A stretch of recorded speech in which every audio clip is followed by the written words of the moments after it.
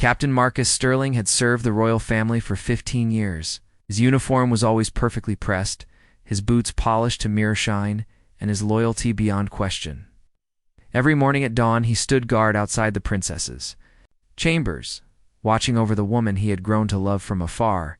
Princess Alina noticed him too. She saw how his eyes softened when she passed, how he always remembered her favorite flowers in the palace garden, and how he risked his position by bringing her books from the village when she felt lonely. Their conversations started small, comments about the weather, observations about court life, but slowly grew into something deeper. The princess often felt trapped by royal expectations. Her parents had already arranged 3 potential marriages, with neighboring princes, none of whom she had ever met. Marcus understood her frustration better than anyone. He had grown up as a blacksmith's son, dreaming of adventure, and choosing his own path before duty called him to serve the crown. One evening, during the annual harvest festival, Alina slipped away from the grand ballroom. She found Marcus in the moonlit garden, still in uniform, but with his formal helmet set aside. For the first time, they talked as equals, not as princess and guard, but as 2 people who had found something special in each other. "I never chose this life," Alina whispered, looking up at the stars. "Every decision is made for me, every day planned by someone else." Marcus took a careful step closer. "Your Highness, if I may speak freely, you deserve to choose your own happiness." That night changed everything between them. Alina began to visit the garden regularly. Marcus started leaving small gifts, wildflowers, hand-carved wooden birds, and notes written in his careful script. They both knew their growing affection was dangerous, but neither could resist the pull of genuine love. The palace staff began to notice. Cook mentioned seeing the princess smile more often. The head maid found flower petals in Elena's room that didn't come from the royal gardens. Even the king's advisor noticed that Captain Sterling seemed to walk with lighter steps during his rounds. Elena's mother, Queen Isabella, was the first to suspect something unusual. She had been young once and remembered the excitement of secret romance. When she saw her daughter humming while embroidering a task Alina usually despised, the queen decided to observe more carefully. Meanwhile, he knew loving the princess could cost him his position, his honor, and possibly his life. The royal guard code was clear about maintaining proper distance from the family they protected. Yet every time Alina smiled at him, every time she saw it, his counsel about palace matters, his resolve weakened. The turning point came during a state visit from the Duke of Ravencrest. The Duke's son, Prince Adrian, was meant to be Elena's next potential suitor. During the welcome ceremony, Adrian made several dismissive comments about the kingdom's simple customs and quaint traditions. Alina felt embarrassed and angry, but protocol demanded she remain polite. That evening, she found Marcus in the armory, cleaning weapons by lamplight. "He thinks we're beneath him," she said without preamble. "Prince Adrian looks at our people like they're amusing pets." Marcus set down his sword. "True leaders sees the worth in every person they serve, regardless of title or wealth." "You would make a better prince than any of them," Alina said quietly, and immediately blushed at her boldness. Their eyes met across the small room, and something shifted between them. Marcus stepped forward, forgetting every rule about proper conduct. Alina didn't back away. When he gently touched her hand, she didn't pull back. "This is madness," Marcus whispered. "Then let us be mad together," Alina replied. From that moment, they both knew there was no going back. They were no longer just princess and guard sharing secret conversations. They were two people who had fallen deeply, impossibly in love, standing at the edge of a choice that would change their lives forever. The next morning, Marcus resumed his duties with the same professional demeanor, but inside his heart was racing. Alina attended her royal obligations with perfect composure, but her mind was spinning with possibilities she had never dared imagine before. Neither of them knew that. Queen Isabella had been watching from the shadows the previous night, and that their secret was no longer safe. Queen Isabella spent 3 sleepless nights considering what she had witnessed. As a mother, she recognized the genuine happiness in her daughter's eyes, something that had been missing for years. As a queen, she understood the potential scandal, that could destroy the kingdom's carefully maintained political alliances. Alina continued her royal duties, but her behavior had changed in subtle ways that only someone who knew her well would notice. She asked more questions about the palace staff's families. She requested to visit the village markets instead of sending servants. She even suggested the kingdom should invest more in education for common children. Marcus threw himself into his guard duties with renewed intensity.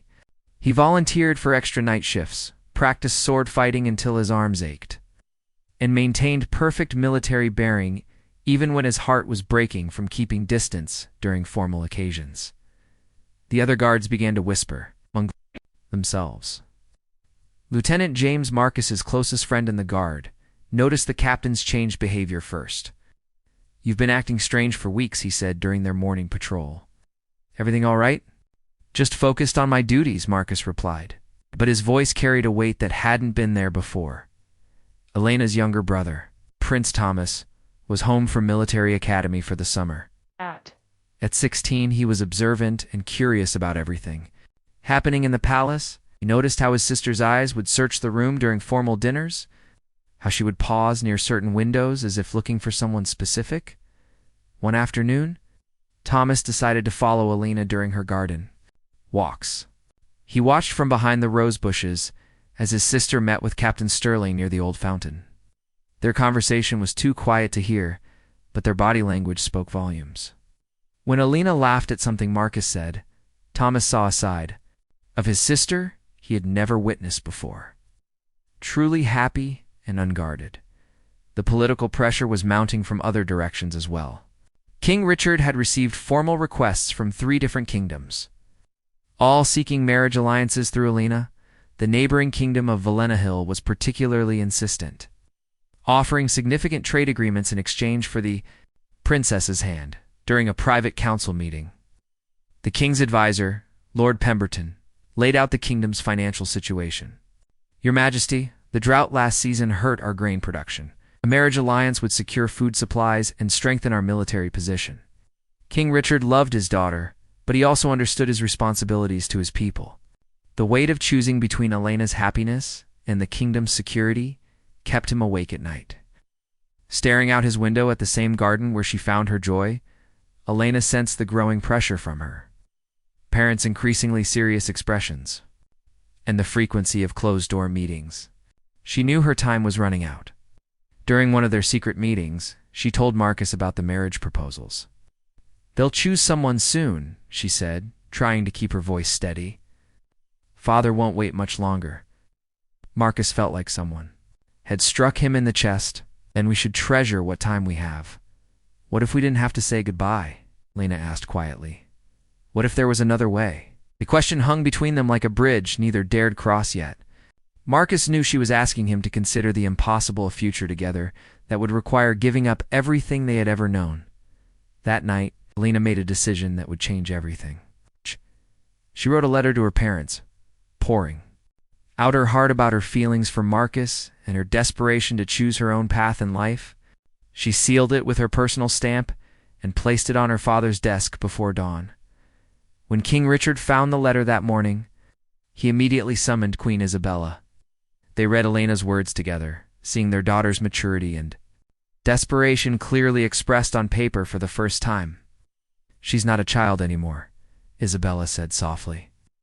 "Look how she writes about duty and sacrifice. She understands what she's asking." The king was quiet for a long time. A royal guard. "Richard, it's not impossible. There have been precedents in other kingdoms, but never here, never in our family." Alina spent the day in her chambers, too nervous to eat, waiting for her parents' response. Marcus went about his duties normally, unaware that the princess had just gambled their future on a single, desperate letter. By evening, the entire palace seemed to hold its breath, though only 3 people understood why. King Richard called for a private family meeting that evening. Alina entered the royal study with her heart pounding, expecting anger or disappointment. Instead, she found her parents sitting close together, her letter open on the desk between them. "Sit down, Alina," her father said gently. His tone was serious but not harsh, which surprised her. Queen Isabella spoke first. Your letter was illuminating. We had no idea the depth of your feelings. Alina lifted her chin, trying to project confidence she didn't feel. I know it's not what you planned for me, but I believe love should matter in choosing a life partner. Captain Sterling? The king asked. Does he share these feelings? Elena's cheeks flushed. I believe so, but we've never spoken of marriage. He's too honorable to presume anything. King Richard stood and walked to the window overlooking the courtyard, where Marcus was conducting evening drills with the younger guards. 15 years of service. Never a single complaint. Never a moment of doubt about his loyalty. He's a good man, Richard, the queen added softly. I've watched him with Alina. He respects her, challenges her thinking, and makes her genuinely happy. Alina looked between her parents in amazement. You're not angry? We're concerned, her father admitted. A marriage like this would be unusual. There would be political consequences, social challenges, but not impossible. Lena's voice was barely a whisper. The king returned to his chair. Nothing is impossible, daughter. But we need to understand what we're all choosing. Over the next 3 days, King Richard made discreet inquiries about Marcus's background. The reports were consistently positive. He was respected by his men, trusted by the palace staff, and known in the village for his fairness and integrity. Meanwhile, Lena convinced her brother Thomas to help arrange a private meeting with Marcus. Tell him the king requests his presence in the East Tower Library, she instructed. Tonight, after the evening meal. Thomas was thrilled to be part of the intrigue. At 16, he found the romance exciting and much more interesting than his usual studies. Marcus arrived at the library expecting a security briefing. Instead, he found Alina waiting alone, her hands clasped nervously in front of her. Your Highness, I was told the king requested. I asked Thomas to bring you here, Alina interrupted. I needed to speak with you privately, Marcus glanced toward the door, clearly uncomfortable with the impropriety. Princess, if we're discovered alone, I told my parents about us. The words hit Marcus like a physical blow. He stepped backward, his face pale. You, ... What? Alina quickly explained about the letter, her parents' surprisingly calm reaction, and the ongoing discussions about their future. Marcus listened in stunned silence. They want to meet with you tomorrow, Alina finished. Officially. Marcus sank into a chair, overwhelmed. Alina, do you understand what you've done? Even if your parents are sympathetic, the court will never accept. They might, Alina said firmly. If we're brave enough to try? Marcus looked at her with a mixture of love and terror. Are you asking me to marry you? Lena's cheeks turned pink, but she held his gaze steadily. I'm asking if you want to build a life together regardless of what others think. The next evening, Marcus stood outside the royal study in his dress uniform, every button polished, every crease sharp. Lieutenant James had helped him prepare, asking no questions but offering steady support. You look like you're heading to your own execution, James had joked, but his eyes were serious. Whatever this is about, you have good men who stand behind you. King Richard received Marcus formally, but his manner was more curious than intimidating. Captain Sterling, please sit down. I prefer to stand, Your Majesty. This isn't a court-martial, Captain. This is a conversation. Marcus reluctantly took a chair, his posture rigid with military precision. My daughter tells me you care for her, the king began directly. Yes, Your Majesty, I do. Enough to give up your career, your position, perhaps your place in this kingdom? Marcus met the king's eyes steadily. I would give up everything for her happiness, including my place at her side, if that's what's best for her. Queen Isabella leaned forward. What if giving up everything wasn't necessary? What if there was a way to serve both love and duty? Marcus looked confused. I don't understand, Your Majesty. King Richard smiled for the first time during the conversation. We're proposing something unprecedented, Captain. A wedding that would shock the court, challenge our traditions, require more courage than any battle you've ever fought. Are you giving us permission to marry? We're asking if you're prepared for what that would mean. Marcus sat in stunned silence, trying to process the impossible possibility that the king and queen were not just accepting his love for Alina, but actively considering blessing it. The announcement alone will cause upheaval, the king continued. Some nobles will be outraged. Some of our allies will question our judgment. Are you prepared to face that beside Alina? Marcus straightened in his chair. Your Majesty, I've spent 15 years protecting this family. If you'll allow me, I'd be honored to spend the rest of my life protecting Elena's happiness. Queen Isabella smiled. Then we have a wedding to plan. The next morning brought chaos to the palace as news of the upcoming wedding spread through the staff. Cook dropped an entire tray of breakfast pastries when the head maid shared the gossip. The stable master's jaw fell open so far that his horse snorted in apparent amusement. Alina found herself surrounded by excited female servants who peppered her with questions about wedding dress designs, flower arrangements, and celebration plans. She had never seen the palace staff so animated about royal business. "Will it be a grand ceremony, Your Highness?" asked Mary, the youngest chambermaid, her eyes shining with romantic excitement. "Will Captain Sterling wear his dress uniform, or did royal wedding attire?" wondered the seamstress, already mentally designing possibilities. Alina laughed, feeling lighter than she had in months. "We haven't decided any details yet. Everything happened so quickly." Meanwhile, Marcus was experiencing a very different kind of attention from his fellow guards. The armory fell silent when he entered for morning weapon inspection. Lieutenant James approached him with a bemused expression. "So the rumors are true? You're marrying Princess Alina?" "It appears so," Marcus replied, still sounding slightly dazed by the turn of events. "I'll be damned," said Sergeant Collins, a gruff veteran who rarely showed emotion. "Never thought I'd see the day when one of us would join the royal family." The younger guards looked at Marcus with new respect mixed with bewilderment. He had always been their captain, strict but fair. Now he was going to be their prince. "Will you still lead the guard?" asked Timothy, barely 18 and still adjusting to palace life. Marcus paused in polishing his sword. "I honestly don't know. Everything is changing so fast." King Richard spent the morning in emergency session with his advisors preparing for the political fallout. Lord Pemberton was pacing back and forth across the council chamber, clearly agitated. "Your Majesty, I must protest this decision. The Duke of Ravencrest will be insulted. The Kingdom of Valenhell will see this as a personal slight. We risk losing valuable alliances." "Or," suggested the king's younger advisor, Sir William, "we could gain something more valuable. The respect of our people for following our hearts and treating all citizens with dignity." The debate continued for hours. Some advisors worried about precedent and protocol. Others argued that showing the royal family's connection to common people could strengthen the kingdom's unity. Alina and Marcus met in the garden that afternoon, both overwhelmed by the rapid developments. For the first time in weeks, they could walk together openly, though they still felt strange about the sudden change in their circumstances. "Are you having second thoughts?" Lena asked, noticing Marcus's unusually quiet demeanor about you. "Never," Marcus replied immediately. "About everything else. ... Yes, constantly." They sat on a stone bench near the fountain, where they had shared so many secret conversations. Now those memories felt like they belonged to different people.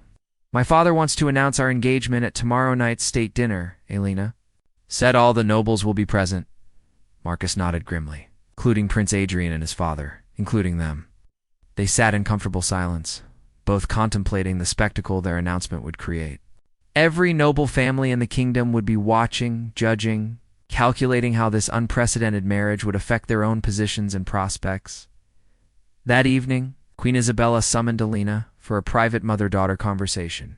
They met in the Queen's personal sitting room, a cozy space filled with family portraits and comfortable furniture. "You're truly happy with this choice?" Isabella asked, settling beside Alina on the sofa.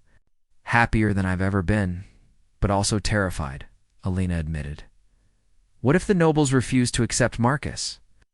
What if this damages the kingdom?" "Your father and I have been married 23 years, the Queen said thoughtfully. "Arranged marriage, but we grew to love each other deeply. Watching you with Marcus, I see something I never experienced, the joy of choosing your partner from the beginning." "Don't you worry about the scandal?" Isabella smiled. "Darling, every generation thinks their choices will shock the world." Your grandmother was considered radical for insisting on educating her daughters. I was criticized for speaking publicly about women's rights. Now you're choosing love over politics? This feels so much bigger. It is bigger. That's what it makes it brave. The queen reached into her jewelry box and pulled out a simple but elegant gold ring set with a small sapphire. This was my grandmother's engagement ring. She was a merchant's daughter who married into minor nobility, quite scandalous at the time. I think she would approve of your choice. Lena slipped the ring onto her finger, feeling the weight of family history and future possibility. Meanwhile, King Richard met privately with Marcus in the royal study. The conversation was more relaxed than their previous formal meeting. "Have you thought about your role after the wedding?" the king asked. "You can't continue as captain of the guard while married to the princess." "I've been wondering about that," Marcus admitted. "I'm not sure what place I'd have in the royal structure. Elena will inherit significant lands and responsibilities. She'll need a partner who understands both nobility and common people. Your background could be invaluable." Marcus looked intrigued. "You're suggesting I help govern?" "I'm suggesting you bring your military experience, your understanding of the common people, and your integrity to help Elena lead. The kingdom needs leaders who remember where they came from." For the first time since this whirlwind began, Marcus saw a clear path forward, not just as Elena's husband, but as someone who could serve the kingdom in a new way. "There's one more thing," the king added, reaching into his desk drawer. "This belonged to my father." He handed Marcus a signet ring bearing the royal crest. "After tomorrow night, you'll need a way to sign official documents." Marcus stared at the ring, still unable to fully comprehend how quickly his entire life had transformed. The morning of the state dinner arrived with unusual activity throughout the palace. Servants rushed through corridors carrying extra linens, silver, and decorations. The kitchen staff had been working since dawn, preparing an elaborate feast.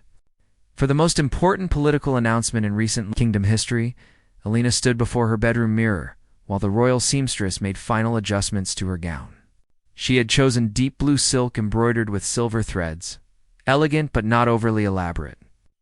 Today she wanted to look like herself, not a perfect princess playing a role. "Your Highness looks radiant," said Mary, the young chambermaid, as she arranged Elena's hair in an intricate but natural style. "I feel like I might be sick," Elena confessed, pressing a hand to her stomach. 3 floors below, Marcus was having similar feelings while Lieutenant James helped him prepare. He wore his dress uniform, polished to perfection, with the new signet ring feeling heavy and foreign on his finger. "Remember to breathe," James advised, adjusting Marcus's ceremonial sword belt. "You've faced enemy armies. You can handle a room full of nobles." "Enemy armies don't gossip about you for years afterward," Marcus replied dryly. By evening, carriages began arriving from across the kingdom. Duke Ravencrest's ornate coach pulled up first, followed by representatives from a dozen noble houses. Prince Adrian arrived with his usual air of bored superiority. Clearly expecting another tedious political dinner, the great dining hall had been transformed for the occasion. Hundreds of candles cast warm light over the long tables arranged in a horseshoe shape.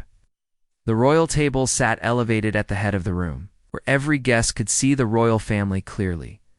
Elena entered the hall on her father's arm, walking slowly toward the royal table as conversations gradually quieted.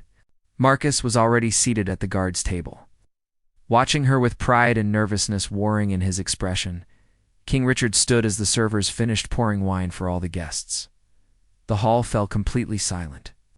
"My lords and ladies, thank you for joining us tonight. We have called this gathering to share news that will bring great joy to our family." Elena's heart pounded as she rose from her chair.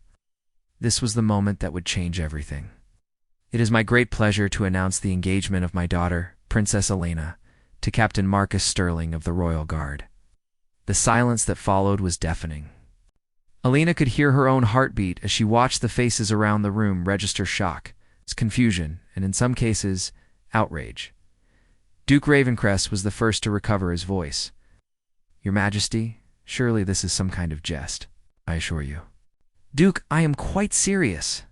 Prince Adrian stood abruptly, his chair scraping loudly against the stone floor. "This is preposterous. A princess cannot marry a common soldier. Marcus rose from the guards' table, his military bearing commanding attention even in the face of aristocratic fury. "Your Highness, if I may speak." King Richard nodded permission. Marcus walked to the center of the room, every eye following him. "My lords and ladies, I understand your surprise. I was born the son of a blacksmith. I have no noble blood, no inherited lands, no political connections to offer." His voice carried clearly through the hall. "What I offer, Princess Alina, is 15 years of loyal service to this kingdom, an understanding of the common people we all serve, and a love that has grown from respect and shared values." Lady Catherine of Westmere, one of the kingdom's most influential noblewomen, spoke up.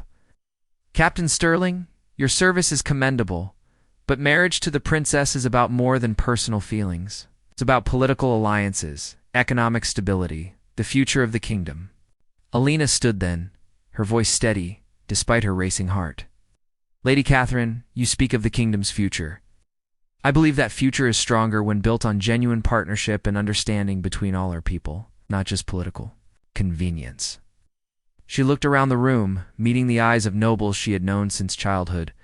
"Captain Sterling has proven his dedication to our kingdom in ways that go far beyond birthright. He leads with integrity, serves with honor, and understands the needs of people from every level of society." "But the precedent," protested Lord Pemberton. "If princesses can marry guards, what becomes of the natural order?" Queen Isabella rose, gracefully. "The natural order, Lord Pemberton, is that good leaders emerge from character, not bloodlines alone. Some of our greatest kings in history were born to common families and earned their positions through merit." The debate continued for nearly an hour. Some nobles remained staunchly opposed, others seemed intrigued by the unprecedented nature of the match, and a few openly supported the couple's choice. Finally, Sir William, one of the younger nobles, stood to address the room. "Your Majesty, perhaps we're approaching this backwards. Instead of debating whether Captain Sterling is worthy of Princess Alina, we should ask what this marriage could mean for our kingdom." He turned to face the other guests, a royal family connected to common people, leaders who understand both palace politics and village needs. A princess who chooses partnership over political convenience. These could be advantages, not problems. Margaret of Thornfield, an elderly noblewoman known for her sharp wit, surprised everyone by standing in support. "I've watched this young man for years. He commands respect from his soldiers, shows courtesy to servants, and has never once been involved in the scandals that plague half the young nobles in this room." Her words carried significant weight, and murmurs of agreement began to ripple. Through some sections of the hall, Prince Adrian, however, remained furious. "This is madness. Duke Ravencrest, surely you won't stand for this insult?" The Duke, however, had been watching the proceedings with calculating eyes. "Your Majesty, while unexpected, this match does demonstrate the kingdom's progressive values. Perhaps there are ways this could benefit all our relationships." Alina realized the Duke was already considering how to turn the situation to his political advantage. Typically pragmatic, noble response. As the evening wound down, it became clear that while not everyone approved, the engagement would not be rejected outright. The kingdom's future would include an unprecedented royal marriage, and everyone would need to adapt to the new reality. Marcus caught Elena's eye across the room and smiled slightly. They had survived the first public challenge. To their choice, many more would follow, but tonight had proven they could face them together. 3 months later, the morning of the wedding dawned clear and bright. Alina woke before sunrise, too excited and nervous to sleep longer. From her bedroom window, she could see servants already decorating the palace courtyard with flowers and ribbons. The decision had been made to hold the ceremony outdoors, in the palace gardens where she and Marcus had first fallen in love. It would be smaller than traditional royal weddings, but more personal and meaningful to the couple. Queen Isabella knocked gently before entering Elena's room, carrying a breakfast tray. "You need to eat something, darling. It's going to be a long day." "I'm too nervous to eat," Elena confessed, but she managed a few bites of bread and honey. While her mother helped her bathe and began preparing her hair, in the guards' quarters, Marcus was experiencing similar pre-wedding jitters. Oh. Lieutenant James had organized the other guards to help him prepare, treating the morning with military precision mixed with genuine excitement. "Stand still," ordered Sergeant Collins, adjusting the special ceremonial uniform that had been created for the occasion. It combined traditional military elements with royal touches. Marcus would enter marriage as both soldier and prince. "Never thought I'd be helping dress a future prince," joked Timothy, now more confident after months of training under Marcus's leadership. "I'm still your captain," Marcus reminded them. "At least until tonight." The transformation of their captain into royalty had been an adjustment for all the guards. But they had grown proud of serving under someone who would soon be part of the royal family. It felt like recognition of their own worth and service. By mid-morning, guests began arriving for the ceremony. Unlike the state dinner 3 months earlier, today's gathering included people from every level of society. Alina had insisted on inviting palace servants, village leaders, and common citizens. Alongside the nobility, old Sarah, who had worked in the palace kitchens for 30 years, wept openly as she took her seat near Lady Catherine of Westmere. The blacksmith, who had been Marcus's master during his apprenticeship, sat proudly in the front section, wearing his best clothes and marveling at his former apprentice's incredible journey. "Never seen anything like it," he told his wife, gesturing at the mixed crowd. Nobles and commoners, all celebrating together. Prince Thomas, now 17 and more mature, after months of watching his sister navigate the challenges of an unconventional engagement, served as official host, greeting guests, and ensuring everyone felt welcome. Elena's wedding dress was a masterpiece of simplicity and elegance. It's made of ivory silk with delicate pearl embroidery.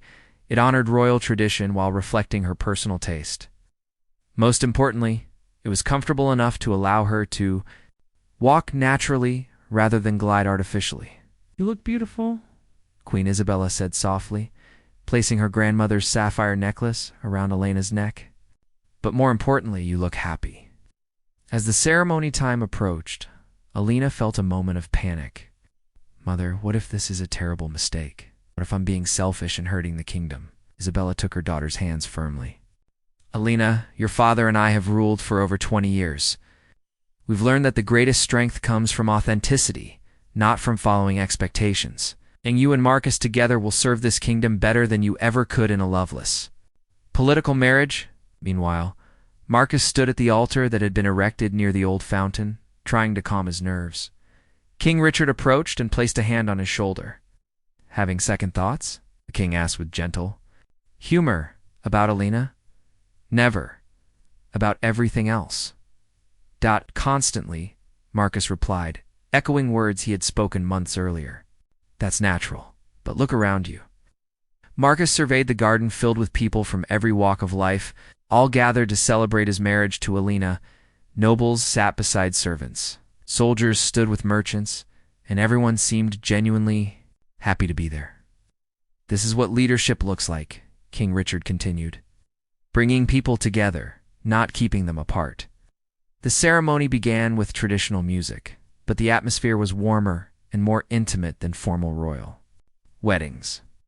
Alina walked down the aisle escorted by her father, her eyes locked on Marcus's face. When she reached the altar, King Richard formally presented his daughter to her chosen husband. "Captain Sterling, I entrust you with my daughter's happiness and our kingdom's future." "Your Majesty, I accept both responsibilities with honor," Marcus replied, taking Elena's hands in his own. The wedding vows they exchanged were traditional in form but deeply personal in meaning. Alina promised to stand beside Marcus in palaces and in fields, among nobles and common people. Marcus vowed to protect Alina not as a subject serves a princess, but as a partner cherishes an equal. When they were pronounced husband and wife, the cheer that rose from the assembled crowd could be heard throughout the village beyond the palace walls. Common citizens who hadn't been invited to the ceremony gathered outside the palace gates, celebrating the unprecedented royal wedding. The reception that followed broke even more traditional barriers. Instead of formal seated dining, long tables were arranged throughout the gardens, encouraging people to mingle freely. Alina and Marcus moved from table to table, speaking with everyone from Duke Ravencrest to the stable boys. "Your Highnesses," said Lady Margaret of Thornfield, raising her wine-glass, "you have given us all a gift today, proof that love and merit matter more than birth and politics." As evening approached and the celebration continued, Alina and Marcus finally had a quiet moment alone near their favorite fountain. They were both tired but exhilarated by the day's success. "We did it," Alina said softly, still wearing her wedding dress but with flowers in her hair from the children who had thrown petals during the ceremony. "We did," Marcus agreed, looking handsome but slightly overwhelmed in his new role as prince. "Though I suspect the real challenges are just beginning," Alina laughed. "When have we ever chosen the easy path?" The stars appeared overhead and the palace celebration continued around them. The new prince and princess of the kingdom began their life together, knowing they had not only found love, but it also changed their kingdom forever. Their wedding had indeed sent shockwaves through the palace and beyond, but the waves had ultimately brought people together rather than driving them apart. In choosing love over convention, Alina and Marcus had shown their people that the kingdom's future would be built on merit, authenticity, in the belief that everyone, regardless of birth, had the potential for greatness.